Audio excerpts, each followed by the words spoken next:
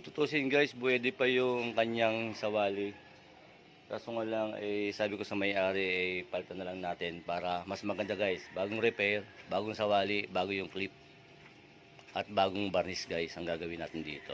So magiging bago talaga to guys kung sisilipin nila itong kanilang bahay.